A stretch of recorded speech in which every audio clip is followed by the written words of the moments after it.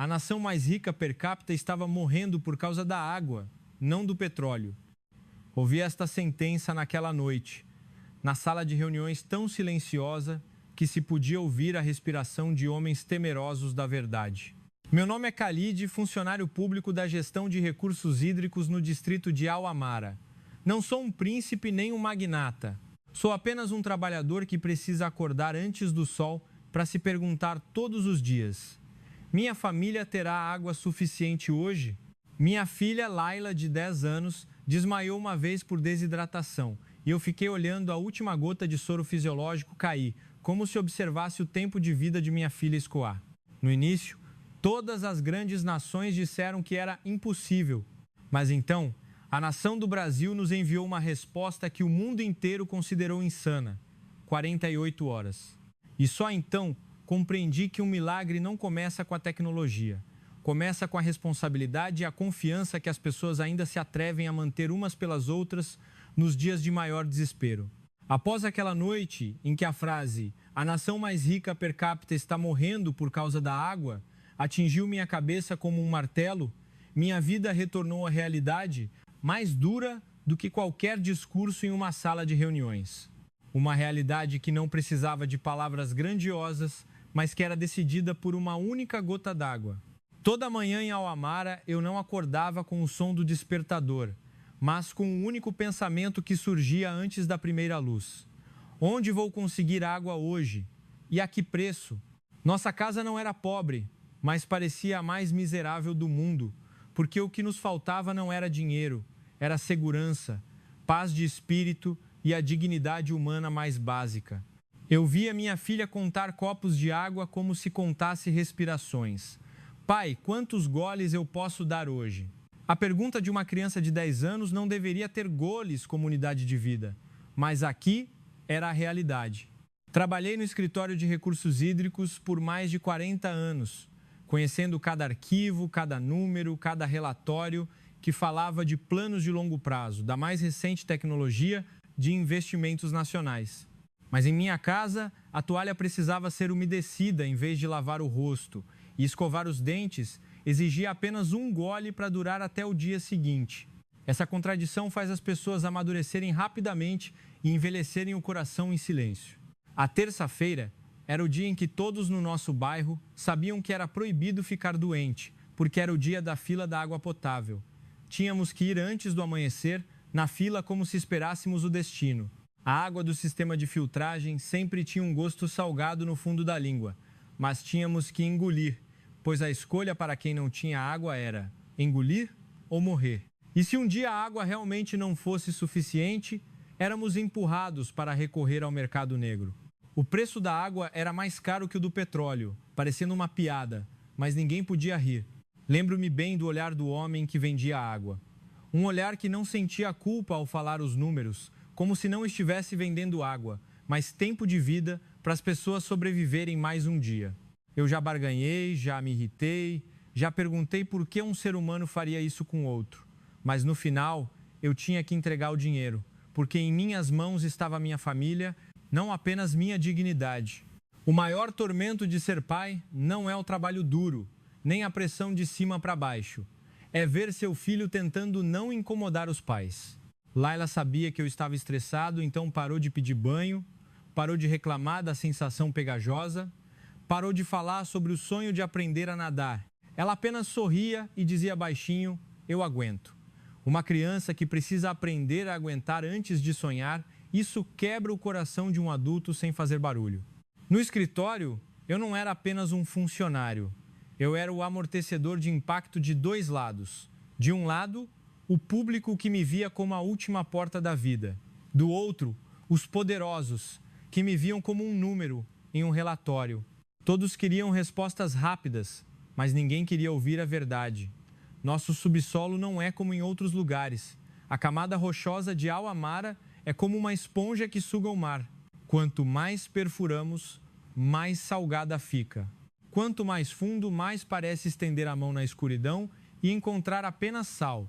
Às vezes, sento sozinho com mapas antigos guardados na gaveta, tentando encontrar o significado da palavra oásis, como se procurasse provas de que não nascemos para ser amaldiçoados para sempre. Eu ouvi os idosos falarem de tempos antigos, quando havia fontes de água doce de verdade, e como ela desapareceu do nosso mundo, como se uma caixa tivesse sido selada. Não sei se foi selada pela natureza ou por mãos humanas. Após a recuperação grave de Leila, as palavras do médico ainda me assombravam. Da próxima vez, ela pode não resistir. Essa frase não era um aviso médico.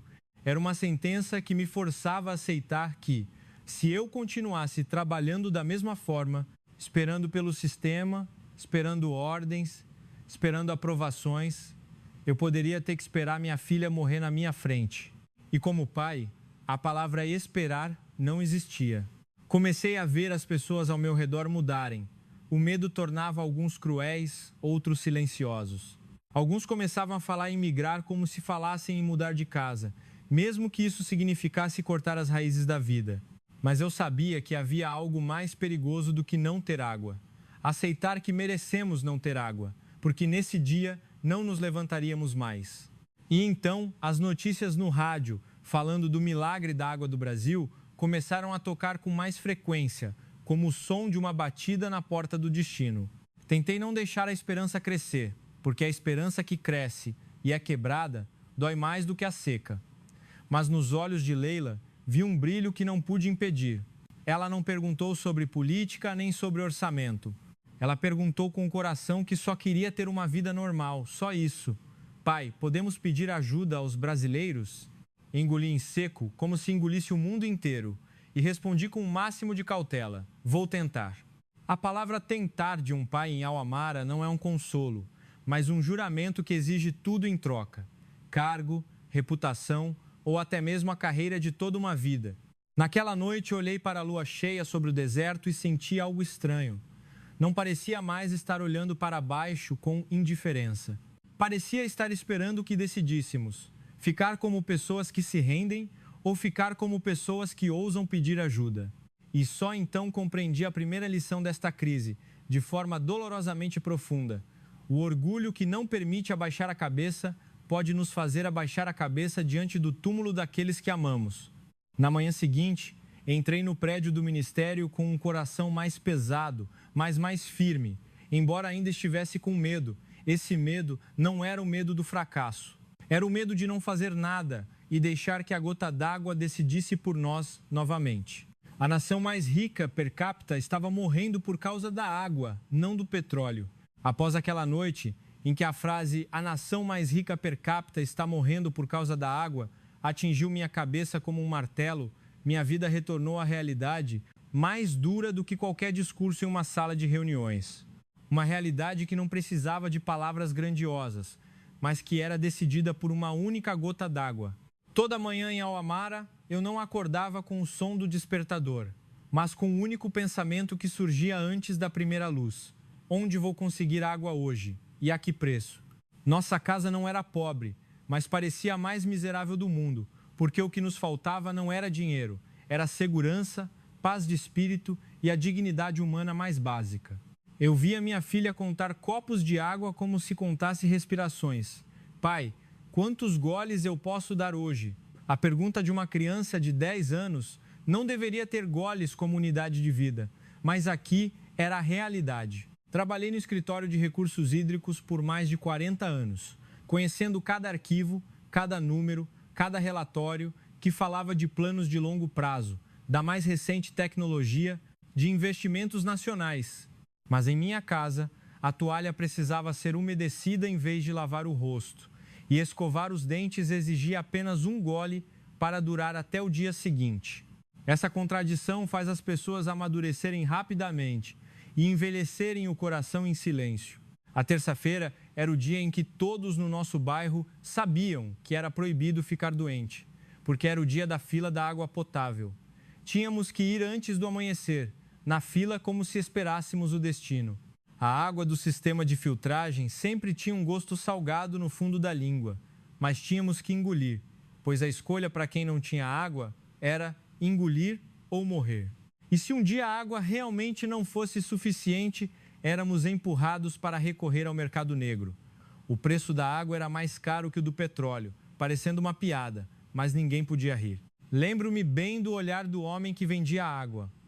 Um olhar que não sentia culpa ao falar os números, como se não estivesse vendendo água, mas tempo de vida para as pessoas sobreviverem mais um dia.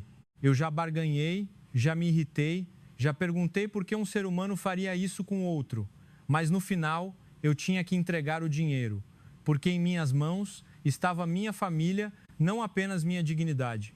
O maior tormento de ser pai não é o trabalho duro, nem a pressão de cima para baixo. É ver seu filho tentando não incomodar os pais. Laila sabia que eu estava estressado, então parou de pedir banho, parou de reclamar da sensação pegajosa, parou de falar sobre o sonho de aprender a nadar. Ela apenas sorria e dizia baixinho: "Eu aguento". Uma criança que precisa aprender a aguentar antes de sonhar, isso quebra o coração de um adulto sem fazer barulho. No escritório, eu não era apenas um funcionário. Eu era o amortecedor de impacto de dois lados. De um lado, o público que me via como a última porta da vida. Do outro, os poderosos que me viam como um número em um relatório. Todos queriam respostas rápidas, mas ninguém queria ouvir a verdade. Nosso subsolo não é como em outros lugares. A camada rochosa de Al-Amara é como uma esponja que suga o mar. Quanto mais perfuramos, mais salgada fica. Quanto mais fundo, mais parece estender a mão na escuridão e encontrar apenas sal. Às vezes, sento sozinho com mapas antigos guardados na gaveta, tentando encontrar o significado da palavra oásis, como se procurasse provas de que não nascemos para ser amaldiçoados para sempre. Eu ouvi os idosos falarem de tempos antigos, quando havia fontes de água doce de verdade, e como ela desapareceu do nosso mundo, como se uma caixa tivesse sido selada. Não sei se foi selada pela natureza ou por mãos humanas. Após a recuperação grave de Leila, as palavras do médico ainda me assombravam. Da próxima vez ela pode não resistir. Essa frase não era um aviso médico, era uma sentença que me forçava a aceitar que, se eu continuasse trabalhando da mesma forma, esperando pelo sistema, esperando ordens, esperando aprovações, eu poderia ter que esperar minha filha morrer na minha frente. E como pai, a palavra esperar não existia. Comecei a ver as pessoas ao meu redor mudarem. O medo tornava alguns cruéis, outros silenciosos. Alguns começavam a falar em migrar como se falassem em mudar de casa, mesmo que isso significasse cortar as raízes da vida. Mas eu sabia que havia algo mais perigoso do que não ter água. Aceitar que merecemos não ter água, porque nesse dia não nos levantaríamos mais. E então, as notícias no rádio, falando do milagre da água do Brasil, começaram a tocar com mais frequência, como o som de uma batida na porta do destino. Tentei não deixar a esperança crescer, porque a esperança que cresce e é quebrada dói mais do que a seca. Mas nos olhos de Leila, vi um brilho que não pude impedir. Ela não perguntou sobre política, nem sobre orçamento. Ela perguntou com o coração que só queria ter uma vida normal, só isso. Pai, podemos pedir ajuda aos brasileiros? Engoli em seco, como se engolisse o mundo inteiro, e respondi com o máximo de cautela: vou tentar. A palavra tentar de um pai em Al-Amara não é um consolo, mas um juramento que exige tudo em troca: cargo, reputação ou até mesmo a carreira de toda uma vida. Naquela noite, olhei para a lua cheia sobre o deserto e senti algo estranho. Não parecia mais estar olhando para baixo com indiferença. Parecia estar esperando que decidíssemos ficar como pessoas que se rendem ou ficar como pessoas que ousam pedir ajuda. E só então compreendi a primeira lição desta crise, de forma dolorosamente profunda. O orgulho que não permite abaixar a cabeça pode nos fazer abaixar a cabeça diante do túmulo daqueles que amamos. Na manhã seguinte, entrei no prédio do ministério com um coração mais pesado, mas mais firme. Embora ainda estivesse com medo, esse medo não era o medo do fracasso. Era o medo de não fazer nada e deixar que a gota d'água decidisse por nós novamente. Na manhã seguinte, após aquela noite, saí do hospital como alguém que teve o coração arrancado e deixado ao lado da cama. Deixei minha esposa cuidando de Laila e caminhei até o estacionamento. Minhas mãos ainda tremiam, mas meu cérebro estava estranhamente calmo. Calmo como alguém que decidiu que não voltaria a ser um mero observador. Abri o telefone e olhei uma foto de 6 meses atrás. A terra rachada e uma garrafa de água que tirei para fazer um relatório. Naquela época, pensei que eram dados. Hoje, era a prova da culpa que me assombrava. Cheguei ao escritório antes do horário. O porteiro olhou para mim como se quisesse perguntar por que tão cedo, mas eu não esperei que ele falasse. Fui direto para a pequena sala que guardava os armários de arquivos de projetos antigos que haviam sido encerrados com as palavras "não é viável" e "muito arriscado". Peguei uma pasta cuja capa estava coberta de poeira. Era o plano de pesquisa de águas subterrâneas de 10 anos atrás. O projeto foi interrompido após descobrirem que a camada de água doce estava cercada por água salgada do mar, como se estivesse presa em uma armadilha natural.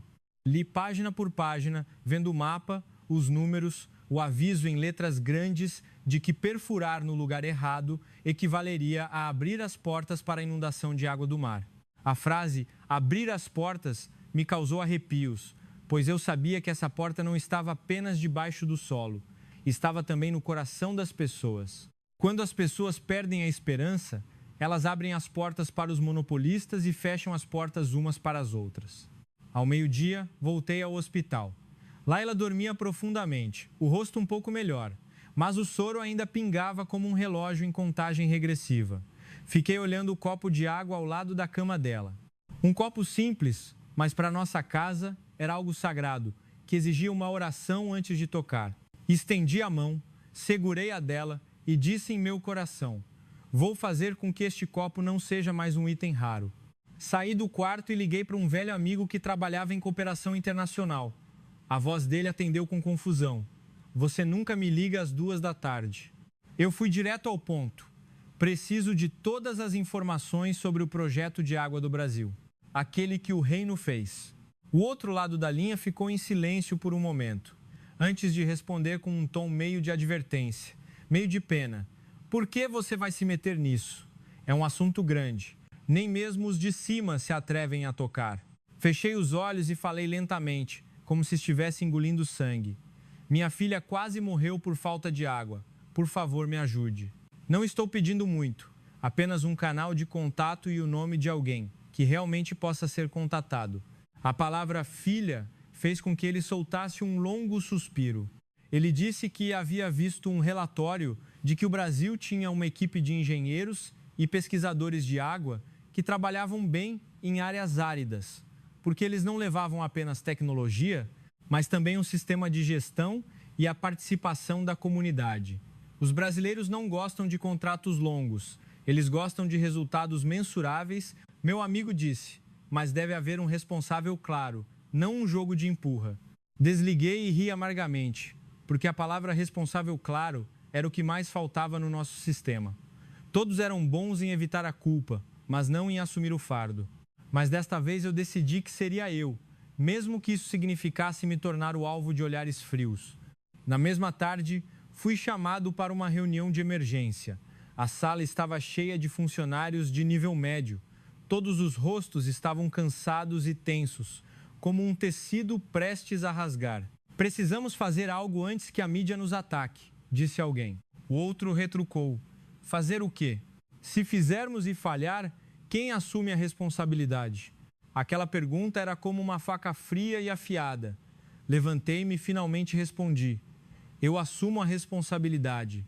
O silêncio na sala foi como se a eletricidade tivesse sido cortada.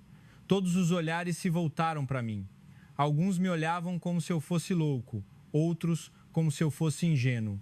Mas em seus olhos vi algo mais: o alívio de pessoas que secretamente esperavam que alguém se atrevesse a dar o primeiro passo por elas. Abri a pasta com o mapa geológico para todos verem e continuei: "Temos um problema complexo. A água doce está presa em camadas cercadas por água salgada. Se perfurarmos aleatoriamente, vamos matar nossa última chance." Apontei para os pontos de risco no mapa. "Precisamos de uma varredura precisa e de uma perfuração cirúrgica. Não temos tempo para tentativa e erro." Então eu disse a frase que mudou a expressão de muitos: "Precisamos pedir ajuda ao Brasil." Um riso seco ecoou. "Por que o Brasil viria nos ajudar?" sussurrou alguém. "O que eles vão querer em troca?" Eu me virei e respondi com a voz firme: "Não sabemos. Talvez eles não queiram nada além do trabalho bem feito, mas se não tentarmos, já sabemos qual será o resultado." Naquela noite, voltei ao hospital. Minha esposa estava sentada ao lado da cama de Laila. Laila abriu um pouco os olhos. Ela me olhou e falou baixinho: "Pai, tem água suficiente?" Essa pergunta quase me fez desmoronar, porque uma criança de 10 anos não deveria perguntar como um adulto. Mas eu sorri para ela e respondi com a maior convicção possível: "Sim, filha, você vai beber água de verdade. Não precisa ter medo nunca mais." Enquanto isso, no meu celular, um e-mail estava sendo digitado. Não era uma linguagem formal e elegante, mas uma mensagem de um pai que estava disposto a colocar seu orgulho na mesa. Escrevi para a equipe brasileira contando toda a verdade. Contei que falhamos, que nosso povo estava à beira do colapso e que havia uma menina que só queria viver sem ter que economizar água como se economizasse a respiração. Antes de clicar em enviar, parei por um segundo e pensei na pergunta de Leila: "Pai, você está cansado?" Eu respondi a ela em meu coração: "Estou cansado, mas não vou desistir." Então, meu dedo clicou em enviar, como se disparasse um sinal de socorro para o céu. E no silêncio do quarto do hospital, ouvi meu próprio coração bater mais forte. Não era mais o som do medo, mas o som de alguém que estava pronto para pagar o preço para que uma criança pudesse beber água como um ser humano de verdade. 3 dias depois de eu ter enviado o e-mail, meu mundo inteiro parecia caminhar sobre uma corda bamba.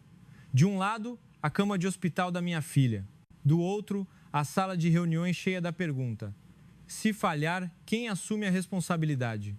Passei o dia inteiro ligando, coordenando horários de voo, solicitando permissões de área, pedindo dados geológicos, relatórios de qualidade da água salgada em cada estação. Tudo precisava ser rápido, mas nosso sistema era lento, como se estivesse intencionalmente testando minha paciência. Comecei a entender que o problema da água não estava apenas no subsolo, estava na forma como tomávamos decisões. Em uma noite, enquanto eu vigiava a Laila no quarto, meu celular vibrou suavemente. A mensagem era muito curta: "Equipe brasileira aceita. Encontro amanhã de manhã." Fiquei sem ar por um segundo. Não estava feliz como um vencedor. Estava feliz como alguém que está prestes a ter a chance de não perder novamente. Olhei para Laila. Ela dormia, com o rosto mais sereno do que o normal. Sussurrei, quase inaudível: "Nós conseguimos, minha pequena." Na manhã seguinte, a sala de recepção do ministério estava anormalmente cheia. Vi muitos executivos que normalmente nunca apareciam neste nível. Isso me fez saber que todos estavam com medo de perder a face tanto quanto com medo de pessoas morrerem. A porta se abriu. Um grupo de homens e mulheres entrou. Vestiam-se de forma simples. As malas de equipamento pareciam pesadas, mas a atitude deles não era de peso. Eu procurei quem seria o líder e me deparei com uma mulher baixa, de óculos, cabelo preso e uma expressão não de doçura bajuladora, mas de calma de alguém que mantém o controle mesmo no meio da tempestade.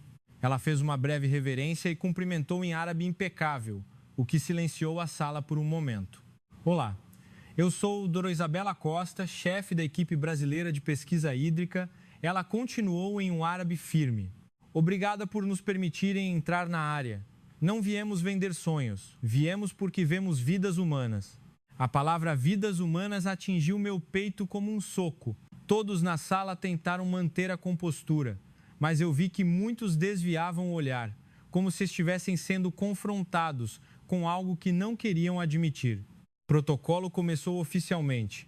Nosso ministro falou sobre a dignidade da nação, sobre a imagem, sobre a segurança dos recursos e terminou com uma pergunta que fez a sala inteira parar, Dror. "Isabela, você entende nossas condições, certo? Aqui não é como o reino. Nossa camada rochosa é uma armadilha do mar. Não podemos dar muito tempo." Isabela assentiu. Ela abriu seu tablet. Não havia slides bonitos, mas sim uma imagem do mapa geológico com cores contrastantes, como nervos sob a pele da terra. Analisamos os dados de Al-Amara. Ela apontou para uma linha fina que parecia um rio escondido. A dificuldade é cerca de 3 vezes maior. A água salgada cerca mais de perto e o bolsão de água doce está comprimido como um quarto selado. Alguns funcionários ficaram pálidos. Ouvi sussurros de que "vê, é difícil." Mas ela parou na palavra difícil e continuou claramente: Difícil não significa impossível. A sala ficou em silêncio total, dotuar. Isabela respirou fundo, como se estivesse estabelecendo um princípio. O Brasil já enfrentou topografia semelhante em áreas costeiras, onde a água do mar se infiltra nas camadas rochosas. Resolvemos isso com varreduras de densidade extremamente detalhadas e perfurações cirúrgicas, não perfurações aleatórias. O ministro perguntou com voz pesada: quanto tempo vocês precisam? Isabela olhou para o relógio de pulso como se quisesse que todos vissem. Se tivermos cooperação total, 48 horas. Um burburinho surgiu imediatamente. Alguns riram como se tivessem ouvido uma piada. Outros ficaram com raiva. Você está brincando ou o quê? Disse um funcionário com rispidez. Muitas nações trabalharam aqui por anos. Doutora Isabela não discutiu com emoção. Ela falou calmamente. Se falharmos, todos os custos serão assumidos por nós. E estamos dispostos a assinar uma cláusula de que por 10 anos não voltaremos a trabalhar em seu país. A frase foi como se alguém tivesse jogado uma pedra em um poço de água quieta. O silêncio ficou ainda mais profundo, porque não era bravata, era uma aposta na reputação de toda uma vida. Então ela impôs sua própria condição, mas se tivermos sucesso, pedimos uma remuneração justa e pedimos apenas uma coisa: não interfiram no trabalho com desconfiança, porque nosso tempo é o tempo da vida das pessoas. Ela se virou e olhou diretamente para mim, como se soubesse que eu não estava ali por política. Você é o homem de campo, certo? E eu assenti. Até onde você pode decidir? Essa pergunta foi como jogar a verdade na minha cara, porque no nosso sistema, o pessoal de campo raramente tem poder de decisão real. Engoli em seco e respondi: se alguém tiver que assumir a responsabilidade, eu assumo. Não sei se foi coragem ou desespero, mas eu sabia que não permitiria que a palavra procedimento matasse a filha de mais ninguém. O ministro me encarou por vários segundos antes de se voltar para a doutora Isabela. Acordo, ele disse lentamente. 48 horas. Se atrasar 1 minuto sequer, você deixa nosso país. Doutora Isabela fez a reverência novamente. Entendido. Após a reunião, acompanhei a equipe brasileira até o micro-ônibus. Lá fora, o sol estava forte e o vento do mar trazia um cheiro salgado, como um aviso. Doutora Isabela se virou e me falou baixinho. Você sabe por que dissemos 48 horas? Eu neguei com a cabeça. Ela olhou diretamente como se enxergasse através do meu medo. Porque o tempo não é determinado apenas pela tecnologia, é determinado pela confiança. Se vocês confiarem em nós, não perderemos tempo provando que não estamos mentindo. Usaremos esse tempo para ajudar as pessoas. Essa frase me fez sentir como se tivesse sido puxado de um redemoinho. Confiança. Uma palavra que era mais difícil de usar em nossa casa do que a palavra dinheiro. Chegamos em Al-Amar à noite. Os moradores começaram a se aglomerar, vendo a equipe brasileira descarregar equipamentos. Não era muita coisa, nem desorganizado, mas sim metódico, como pessoas que conhecem seu trabalho. Ouvi um sarcasmo. Lá vêm os estrangeiros de novo, desta vez asiáticos. Quanto tempo vão durar? Eu não fiquei zangado, porque compreendia bem. Pessoas que são repetidamente enganadas protegem seus corações não tendo esperança. Laila, que acabara de voltar para casa do hospital, estava fraca, mas teimou em vir ver. Ela segurou minha mão com força e perguntou: pai, estes são os brasileiros? Eu assenti. Ela olhou para a doutora Isabela com seus olhos claros, que ainda mostravam vestígios de cansaço. Professora, vamos ter água de verdade? Doutora Isabela se abaixou para ficar no nível dos olhos dela e respondeu lentamente, claramente: espere apenas 48 horas, meu anjo. Você poderá beber água sem ter medo nunca mais. Ela tirou um pequeno doce de tâmara do bolso e o entregou, como se estivesse oferecendo uma promessa tangível. Olhei para o relógio. O céu começava a escurecer. Os holofotes se acenderam. O som das ferramentas começou a funcionar como um novo batimento cardíaco. E naquele instante eu soube que não se tratava apenas de um projeto de água. Era uma decisão sobre qual tipo de dignidade escolheríamos. A dignidade que preserva a face ou a dignidade que se curva para que as pessoas possam viver. O som das ferramentas começou a trabalhar junto com as luzes dos holofotes que cortavam a escuridão de Al-Amara em pedaços.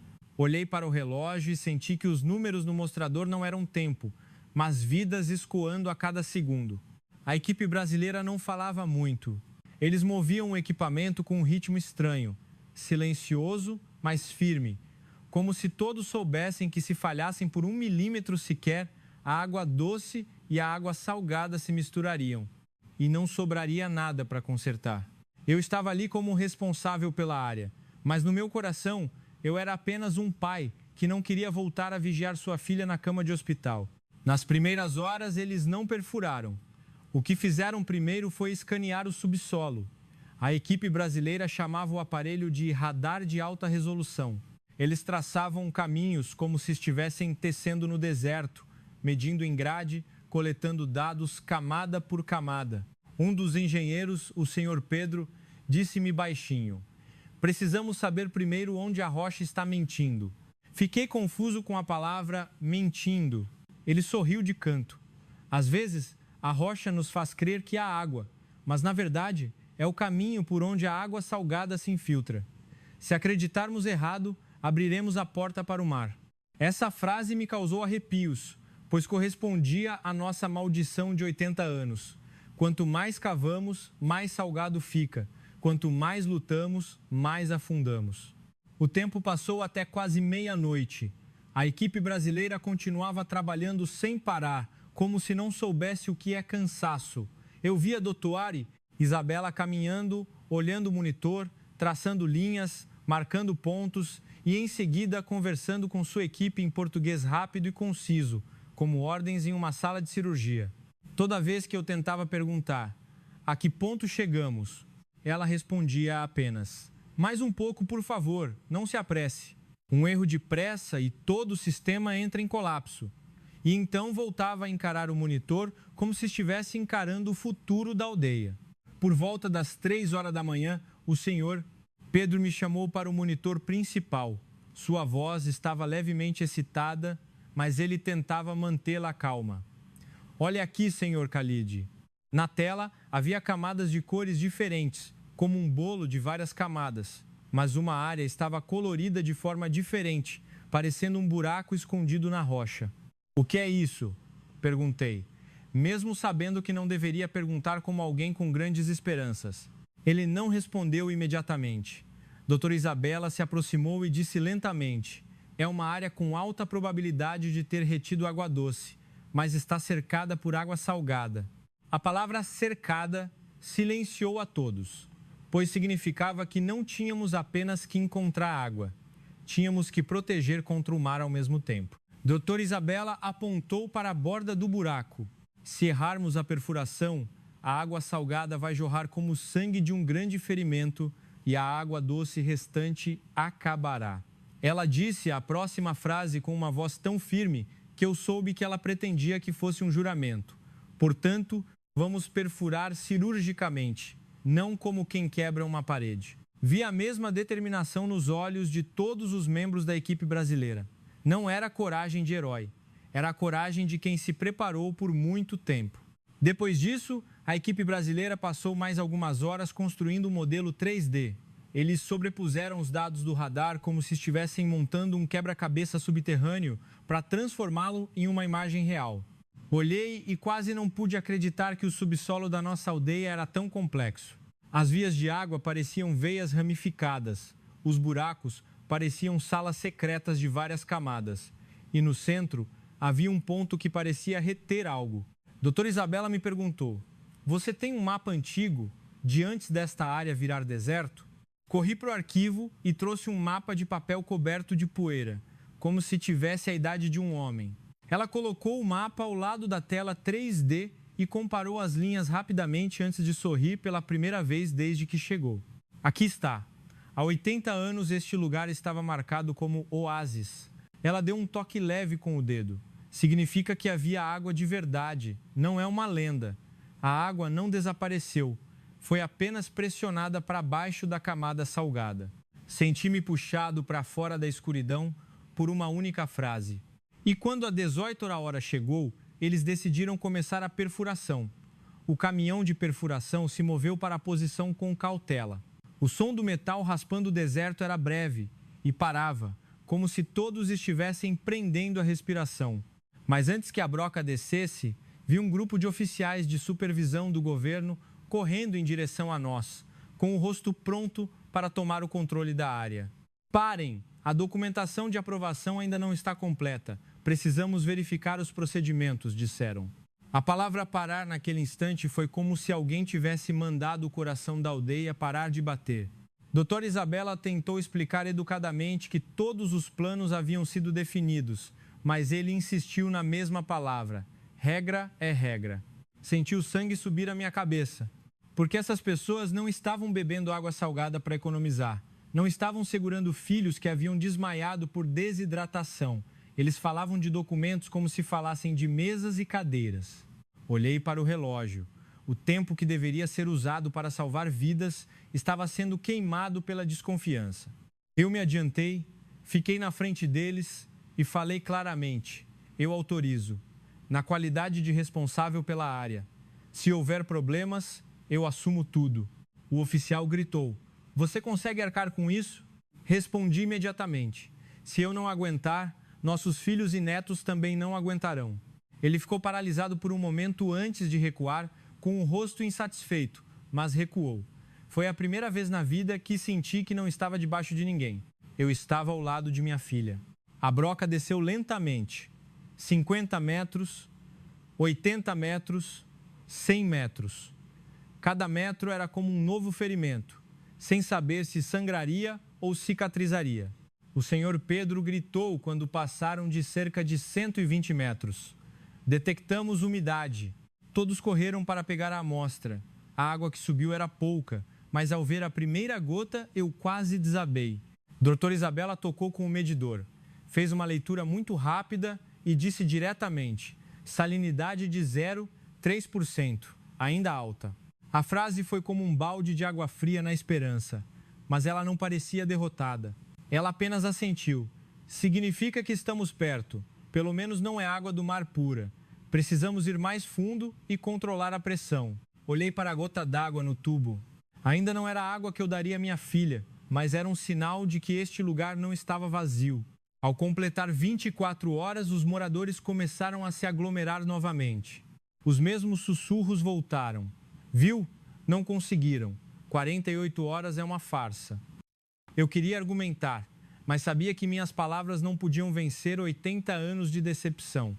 A equipe brasileira continuou trabalhando. Não discutiam, não davam explicações desnecessárias, como se tivessem escolhido que o resultado seria a única linguagem que todos precisavam aceitar. Então, quando o ar esfriou pouco antes do amanhecer, Laila se aproximou com uma pequena caixa nas mãos. Estava pálida, mas teimosamente quieta. Professora, eu fiz biscoitos de tâmara. Não tinha água suficiente, então fiz poucos, mas queria que todos tivessem força, ela disse baixinho. Vi doutora Isabela receber a caixa como se fosse algo mais valioso do que dinheiro. Ela sorriu para minha filha e disse: obrigada, querida, você está nos ajudando. A equipe brasileira dividiu os biscoitos em silêncio, mas os olhos que estavam cansados pareciam se acender novamente. Olhei para o relógio. 24 horas e meia se passaram. Restava menos da metade do tempo. E só então compreendi que a verdadeira esperança não era apenas a água. Era a imagem de uma criança de 10 anos que ainda acreditava que os adultos podiam fazer a coisa certa e a imagem de adultos de outro país que estavam dispostos a arriscar sua reputação por um princípio de não deixar ninguém para trás em um deserto que antes só conhecia a palavra impossível. Depois que os biscoitos de tâmara de Laila foram silenciosamente divididos e consumidos, a equipe brasileira voltou aos monitores como pessoas que acabaram de receber uma chama em uma noite fria no deserto. Doutora Isabela não deu palavras de conforto, nem fez promessas vagas. Ela apenas apontou uma linha no mapa 3D e ordenou em voz baixa: vamos mudar o ponto de perfuração. Essa ordem foi como mudar o destino, pois significava uma segunda aposta. Se falhássemos, não teríamos tempo para consertar. As horas 24 a 30 passaram com uma tensão palpável. A broca desceu no ponto de estrangulamento que o modelo indicava que havia água doce represada, dotuar. Isabela pediu que a equipe preparasse um polímero vedante, um material que, ao entrar em contato com o sal, se solidificava rapidamente como cimento, mas era flexível o suficiente para selar as rachaduras da rocha. Ela me disse: não estamos apenas perfurando em busca de água. Estamos suturando uma ferida no subsolo. Eu assenti mesmo sem entender toda a técnica, mas entendendo o significado. Se abrirmos a ferida e deixarmos o mar entrar, mataremos tudo com nossas próprias mãos. Às 5 horas da manhã, a voz do engenheiro soou. Os níveis de salinidade caíram drasticamente. Todos olharam para o monitor ao mesmo tempo, como pilotos olhando o painel enquanto o avião está em queda. Os números que antes eram altos começaram a cair visivelmente. 0, 3% caiu para 0, 12%, depois para 0, 5%, até se aproximar de 0, 1%. Ouvi as pessoas na aldeia, que estavam aglomeradas do lado de fora, silenciarem uma a uma, como se o mundo inteiro tivesse parado de respirar. Quando a equipe trouxe a amostra, a água no tubo não estava turva, nem branca, nem tinha o cheiro forte de sempre. Estava tão transparente que era assustadora. Uma transparência que fazia as pessoas que tinham esperado por tanto tempo terem medo de comemorar, com medo de que a realidade as batesse na cara novamente. Doutora Isabela segurou o tubo imóvel e disse, como se estivesse declarando para si mesma primeiro: precisamos que o povo daqui julgue com suas próprias bocas. Ela se virou e olhou para o ancião, conhecido como Vovô Farhat, de 95 anos, a quem todos em Al-Amara consideravam a memória viva da aldeia.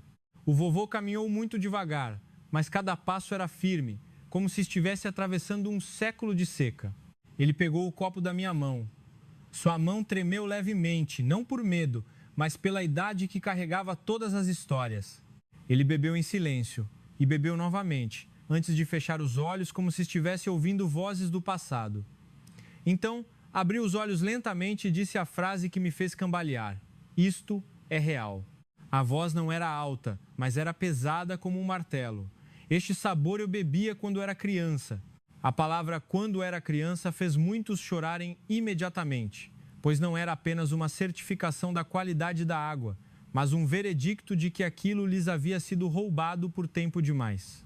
E no mesmo instante o vovô Farhat virou o olhar para Rashid Al-Maktoum, um homem que estava na parte de trás da multidão com um rosto duro como pedra. O vovô falou clara e distintamente: você acha que sou velho demais para distinguir o real do falso, Rashid? O burburinho surgiu como uma explosão. O vovô não parou. Eu sei de tudo. Você monopolizou a água, vendeu água suja, lucrou com a sede das pessoas, metade do dinheiro do mercado negro foi para o seu bolso. Você acha que ninguém sabe? Os moradores começaram a olhar para Rashid como se só agora vissem o rosto da pessoa que havia roubado suas vidas por tanto tempo. Rashid tentou falar, mas sua voz foi abafada pela raiva acumulada das pessoas que haviam sido pacientes. Então, sofremos por causa de um dos nossos? Como você pode vender água? Meu filho ficou doente porque tínhamos que economizar água. Doutora Isabela não interveio para atiçar a brasa. Ela apenas ficou parada, calma, como se soubesse que, às vezes, a justiça precisa que a comunidade fale por si mesma, pois a palavra de um estranho pode se tornar uma desculpa para o trapaceiro se fazer de vítima. Mas a palavra do vovô Farhat não podia ser refutada por ninguém. Em poucos minutos, a maré da aldeia mudou de direção. Rashid e seus capangas foram expulsos como sombras que perderam o poder. Algumas pessoas jogaram torrões de deserto nos carros deles. Outras gritaram com a dor acumulada. Mas o vovô Farhat levantou a mão para que todos parassem. Basta, ele disse em voz baixa. Não nos tornemos como eles. Basta trazer a verdade de volta. Essa ordem acalmou a multidão instantaneamente.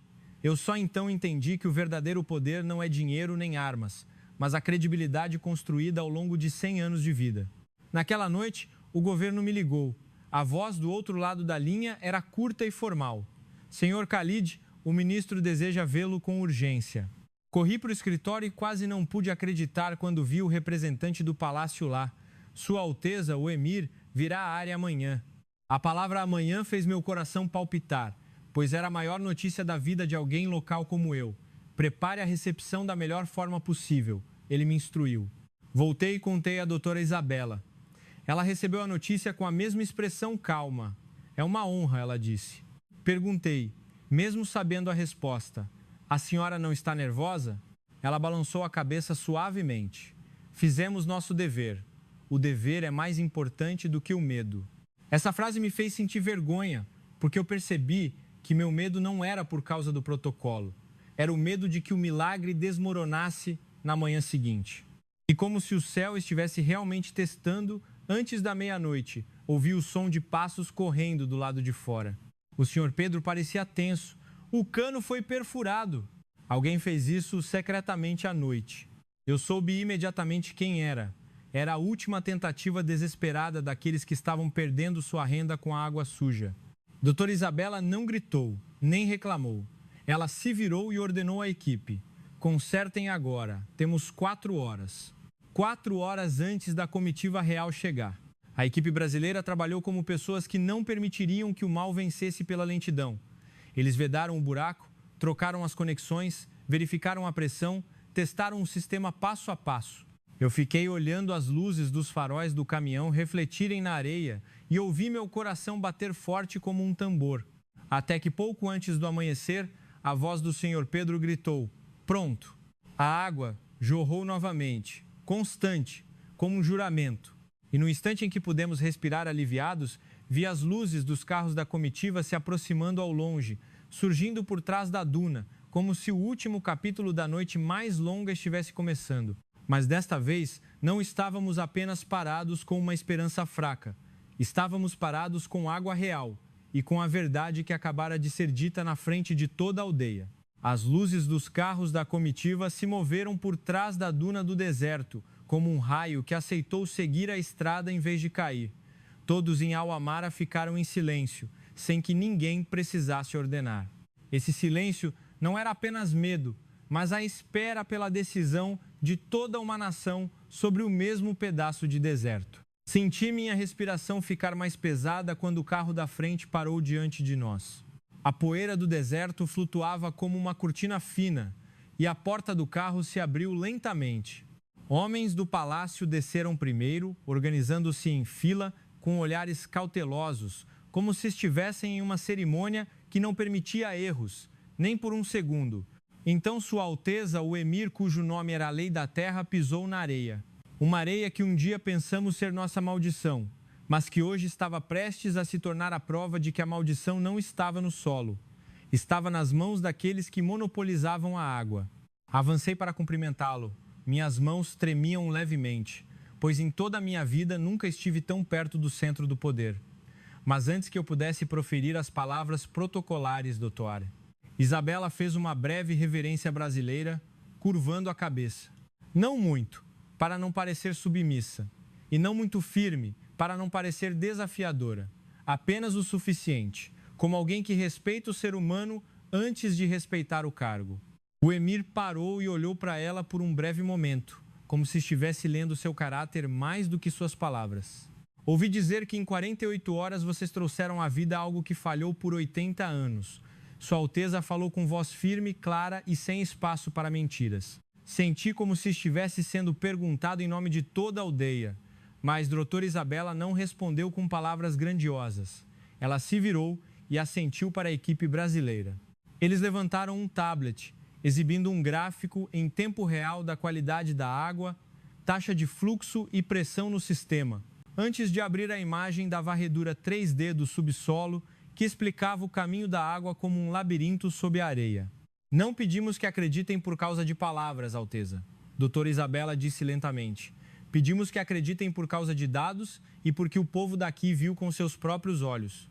Ela se virou para olhar a multidão que estava a uma certa distância. Laila abraçava a mãe com força, enquanto o vovô Farhat estava de pé como um pilar de pedra, que havia visto o deserto durante toda a sua vida. O Emir seguiu o olhar dela e assentiu levemente, como se aceitasse essa abordagem. Quero provar a água, Sua Alteza disse brevemente. E o mundo inteiro parou novamente. Um funcionário correu para lhe oferecer um copo de prata, mas doutora Isabela balançou a cabeça. Com licença, um copo comum seria possível? Ela pegou um copo de plástico transparente, o mesmo que os moradores usavam, e pegou água da mangueira que jorrava com pressão constante.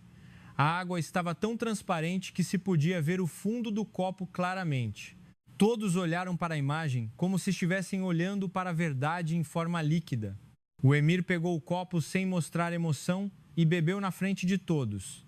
Não foi um gole para degustação na borda dos lábios. Ele bebeu de verdade, bebeu como alguém que precisava assumir as consequências reais. Depois disso, ele ficou em silêncio por 2 segundos. 2 segundos que pareceram 2 anos de espera. Então, ele disse apenas uma palavra, limpa, antes de adicionar outra palavra que me causou arrepios e tem dignidade. Essa palavra, dignidade, parecia que ele estava dizendo que a água não era apenas um recurso, mas um direito fundamental que não deveria ser comprado ou vendido com medo. O emir caminhou até a doutora Isabela e apertou a mão dela com firmeza, o suficiente para mostrar que não era um protocolo vazio. Em nome do meu povo, obrigado. Sua voz era alta o suficiente para que todos ouvissem. A partir de hoje, o Catar elevará a cooperação em tecnologia hídrica com o Brasil a uma aliança estratégica. Não permitiremos que esta questão termine em uma única aldeia. Quando a frase aliança estratégica saiu, as pessoas choraram. Não por amor à política, mas porque significava que não seriam mais abandonadas. Doutora Isabela inclinou a cabeça levemente. Obrigada, Alteza. Mas lembrem-se, a tecnologia só pode sobreviver com confiança, não com assinaturas. Essa frase fez o olhar do emir mudar ligeiramente, como se ele estivesse ouvindo algo que a maioria dos funcionários não ousava dizer diretamente. Então ele ordenou imediatamente: criem uma equipe para inspecionar a segurança de todo o sistema. Começa esta noite. A ordem não era para mostrar poder, mas para fechar a porta para que a sabotagem não voltasse. Antes da comitiva partir, viu o emir se virar para olhar o vovô Farhat. O vovô estava de pé como antes e apenas assentiu para o emir uma vez. Era o aceno de alguém que havia vivido uma vida inteira e estava dizendo que hoje o país havia recuperado a verdade. Essa imagem me fez entender que o governo duradouro não é apenas dar ordens, mas ouvir a voz daqueles que realmente sofreram. Naquela noite, a aldeia não dormiu apenas por alegria, mas porque todos tinham um novo trabalho: vigiar o sistema de água como se estivessem vigiando o coração da aldeia. Os líderes comunitários convocaram uma reunião de emergência e propuseram um pacto da água limpa. Todas as casas deveriam ajudar a verificar os pontos de risco, relatar irregularidades e que ninguém voltasse a comprar e vender água suja, mesmo que fosse mais barata. Porque a água limpa obtida pela cooperação não deveria ser morta pela ganância novamente. Perto da meia-noite, meu telefone tocou. A voz da unidade de segurança era curta e pesada. Prendemos os suspeitos no caso de sabotagem do sistema. Não precisei perguntar o nome para saber quem era. A rede do mercado negro de água estava sendo desmantelada fio por fio, como se estivessem tirando espinhos de uma ferida. Desliguei e me virei para olhar a doutora Isabela. Ela estava parada, olhando para o cano onde a água fluía calmamente, como se estivesse ouvindo o som do futuro. Acho que amanhã poderemos respirar aliviados, não é, doutora? Perguntei baixinho. Ela balançou a cabeça. Não, amanhã é o trabalho de verdade. Hoje, apenas abrimos a porta. E ela olhou diretamente para mim. Senhor Khalid, você está pronto para mudar todo o sistema do país? Essa pergunta não era de uma cientista, mas de alguém que acreditava que o milagre não vinha da água transparente, mas do coração das pessoas que estavam dispostas a preservá-la transparente para sempre. Naquela manhã, acordei com uma sensação estranha. Meu corpo ainda se lembrava da velha seca, mas meus ouvidos ouviam um novo som: o murmúrio da água fluindo atrás da casa. Um som com o qual nunca tivemos o direito de nos acostumar antes. Saí e vi os homens da aldeia revezando-se para vigiar o cano principal, conforme o pacto da água limpa. Alguns seguravam lanternas, outros seguravam telefones com a tela aberta mostrando os dados de fluxo que a equipe brasileira havia instalado. A mudança não começou apenas com máquinas.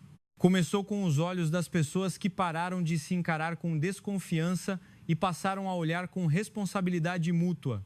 Eu estava prestes a voltar para casa quando ouvi Laila falando com a mãe. Mãe, hoje quero ir ver o monitor de dados de novo. Quero saber por que a água está fluindo. Essa pergunta me apertou o coração suavemente, porque há poucas semanas essa criança estava desmaiando no chão da escola por desidratação. Mas hoje ela queria saber a palavra por quê, mais do que a frase só mais um pouco, por favor. Só então entendi a frase da doutora Isabela de ontem à noite. Amanhã é o trabalho de verdade, porque o trabalho de verdade é impedir que a esperança volte a se transformar em medo. Meu telefone tocou antes das 7 horas da manhã. Uma voz do ministério me chamou para uma reunião urgente em Doha. Senhor Khalid, você viu tudo desde o início. Você precisa vir. Olhei para Laila, que estava calçando os sapatos, e assenti para ela. Ela sorriu como se entendesse que o pai estava indo fazer um trabalho maior do que a aldeia. E isso me fez sair de casa com passos mais firmes. A sala de reuniões em Doha estava cheia de pessoas cujos nomes eu nunca havia ouvido antes. Ministros, conselheiros, generais de segurança e pessoas do setor privado vestidas de forma simples, mas com olhos afiados, como se tivessem números escondidos nos bolsos. Todos falavam da mesma coisa: expansão. Mas cada um queria dizer algo diferente. Alguns se referiam ao sucesso de imagem, alguns se referiam ao orçamento, alguns se referiam ao poder e alguns se referiam à capacidade de voltar a decidir quem deveria beber água primeiro. Doutora Isabela não falou muito. Ela colocou o mapa do país sobre a mesa e apontou 3 pontos com uma caneta digital.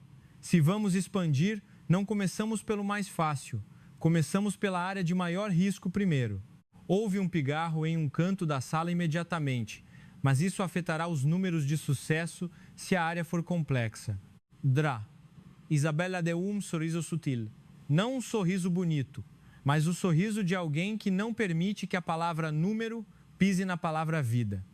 Números que não salvam vidas não são sucesso. E ela continuou, como se estivesse fincando 3 estacas no meio da sala. Primeiro, todos os locais devem abrir os dados em tempo real para o público ver. Segundo, equipes locais devem ser treinadas para gerenciar por conta própria dentro de 3 meses. Terceiro, deve haver regras justas de distribuição de água. Água é um direito, não uma recompensa para aqueles próximos ao poder. A sala ficou em silêncio por um momento. Vi que alguns começaram a ficar incomodados, pois a palavra abrir dados era como abrir a porta para que antigos segredos escapassem. E os antigos segredos no país mais rico, às vezes, eram mais caros que o petróleo. Quando a reunião começou a avançar, notícias vazaram rapidamente.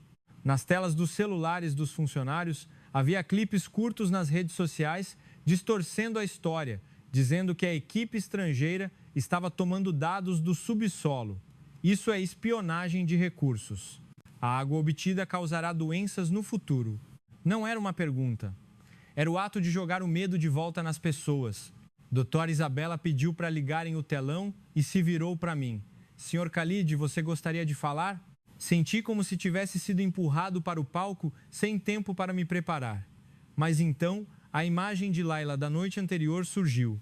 Levantei-me e falei com uma voz não muito alta, mas clara. Se esta água fosse uma armadilha, minha filha não estaria de pé aqui hoje. Se isso fosse uma farsa, as pessoas em Al-Amara não ousariam assinar como guardiões do sistema com as próprias mãos. O que devemos temer não é a nova tecnologia. O que devemos temer é voltar ao dia em que as pessoas compravam medo em vez de água. Minhas palavras fizeram muitos desviarem o olhar, e alguns começaram a sentir em silêncio. De repente, a porta da sala de reuniões se abriu. Laila e sua mãe entraram, convidadas pelo ministério para serem a voz do povo. Fiquei um pouco surpreso, mas doutora. Isabella fez um gesto para que eu me acalmasse. Pediram a Laila que falasse. Ela deu um passo à frente com um jeito ainda de criança, mas o olhar sério demais para sua idade. Eu costumava pensar que a água era mais cara que um sonho. Eu costumava pensar que se eu bebesse muito, eu era uma criança má. Ela engoliu em seco. Mas a professora do Brasil me disse que a água é um direito. Eu não pedi algo luxuoso. Eu só pedi para ter vida.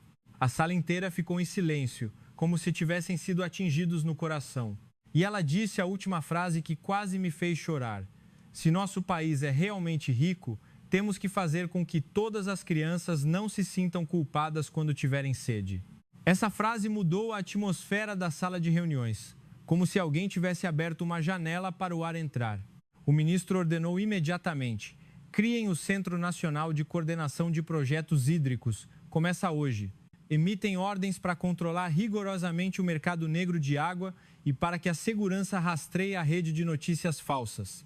Então, ele se virou para mim. Khalid, você será o chefe de campo da primeira fase e a ponte entre a comunidade e a equipe brasileira. Você aceita? Eu sabia que se aceitasse teria mais inimigos silenciosos, mas pensei na palavra trabalho de verdade e respondi sem hesitar: aceito. Doutora Isabela não sorriu como uma vencedora. Ela apenas assentiu, como alguém que acaba de ganhar um companheiro de viagem. E ela colocou o último documento sobre a mesa, um cronograma de 7 dias para o primeiro local de expansão. Não era para mostrar sua habilidade, mas para forçar a burocracia a acompanhar a vida das pessoas, em vez de fazer a vida das pessoas acompanhar o carimbo. Olhei para o número e senti como se estivesse de volta na frente do deserto, mas desta vez não era desespero, era a contagem regressiva da responsabilidade. Saí da sala de reuniões com as vozes das pessoas começando a ecoar. Transparência, treinar nosso povo, água é um direito. E em meu coração havia uma frase mais clara do que qualquer som. O milagre não aconteceu porque encontramos a fonte de água, mas porque permitimos que a verdade fluísse através do poder. E os próximos 7 dias provarão se podemos manter essa verdade. Os 7 dias começaram como o som de um relógio batendo no meu peito, mais do que na parede. O centro de coordenação tinha sido estabelecido há menos de 24 horas e nossos carros já estavam saindo de Doha em direção ao primeiro local de expansão. Uma comunidade marginalizada onde as pessoas tinham sido instruídas a serem pacientes por toda a vida. A estrada era longa e silenciosa, mas meu telefone não estava. As mensagens de texto chegavam como um rio. A água será controlada novamente. Este projeto é para tomar as fontes de água. Quem cooperar será punido. Não eram apenas boatos. Era uma faca destinada a cortar a confiança antes que pudesse crescer. Ao chegar à aldeia, vi caminhões-tanque particulares estacionados em fila, como um bloqueio. Alguns vendiam água a preços abusivos, como se estivessem vendendo ar. Fechei o punho, mas doutora. Isabela levantou a mão para me impedir. Ela não mandou prender ninguém primeiro. Ela mandou acender as luzes. Montamos uma tela grande no meio do pátio da mesquita. Abrimos o gráfico de fluxo, os níveis de salinidade, o mapa do lençol freático, tudo na frente de toda a aldeia. Hoje qualquer um pode verificar, ela disse calmamente, porque a verdade não precisa se esconder mais. Laila se adiantou. Ela não fez um discurso. Ela apenas estendeu uma pequena garrafa para um homem idoso cujas mãos tremiam. Prove primeiro, senhor. Depois, tenha medo. O idoso bebeu. Suas lágrimas escorreram lentamente. Esta é a rota da vida. Essa frase foi como destravar todo o pátio. As pessoas começaram a se levantar não para brigar, mas para vigiar o sistema juntas. Naquela noite, sentei olhando as estrelas sobre o deserto e compreendi a lição mais dolorosa. A água pode mudar a terra, é verdade, mas o que realmente pode mudar um país é o dia em que o povo não permite que o medo seja o dono da água. E amanhã começaremos a perfurar o primeiro ponto com as mãos de todos, sob o mesmo juramento: não deixar ninguém para trás.